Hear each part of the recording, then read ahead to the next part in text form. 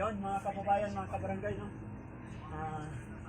Na-try po namin mag-akyat baba sa bundok at nakapag-abot tayo ng kaunting tulong.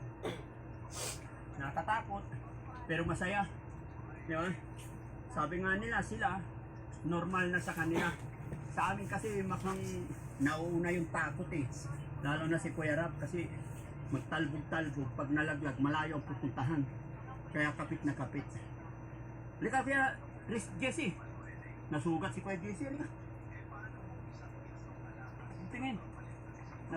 Dapat nakapantalong ka. Ala, kawawa naman. Nalaglag ka, hinawawang kita kayo. Dapat tinayaan mo lang ako.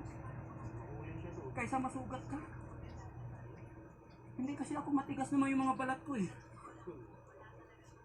Oo, tingnan mo, walang sugat. Kumusta yung puwit ni Kuya Rizky? Kita po ito eh. Halika. Hindi, pasensya na Kuya Rizky. Hindi ko sinasadya, basta at least nakakapit ako. Eh nakapitan ko mga kababayan yung short niya, maluwag. Abuling nga talaga. Ha? Abuling nga. Pahinga lang tayo kunti kasi mataas pa daw. Taas pa. Yung pupuntahan natin. Ayos ka, ayos ka.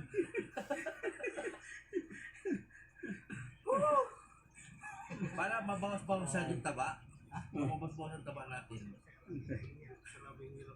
Ha? Pero okay lang, masaya naman. Masaya, enjoy eh. May kaligid-ligid, enjoy pa rin. Di ba? Anong tawag dito? Adventure talaga. Adventure, oh. Di ba? Buwis buhay. Yun ang tulong talaga. Buwis puwit. Okay. So yan mga kababayan, maraming salamat. Huwag niyo pong mamasamayan yung mga biro namin. At huwag niyo pong gagayahin yung mga ginagawa ng Team Daddy Frankie. Pawang mga professional lamang pong gumagawa dito. Opo. Huwag niyo pong gagayahin. Delikado po. Napakadelikado talaga. Ganito lang po kami maglambingan nila Kuya Jesse, Kuya Rizky, hulug-hulugan, laglag-laglagan, para hindi kami antukin sa biyahe. No? Part lang po ito ng kasiyahan. Mabuhay po tayong lahat. God bless po. Shout out po sa mga kababayan natin dito sa buong Surigao, buong Mindanao. Yun. North, South, Cotabato. Mabuhay po tayong lahat. God bless po. Bye-bye.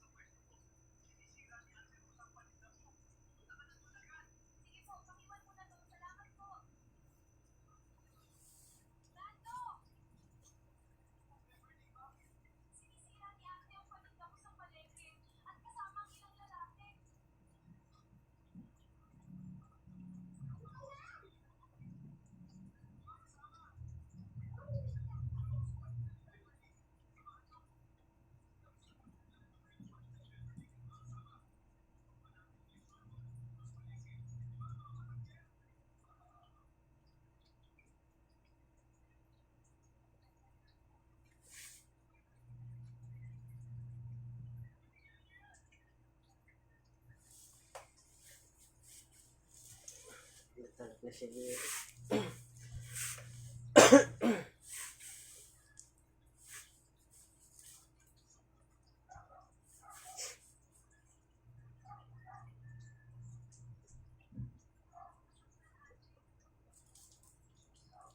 And walang warranty.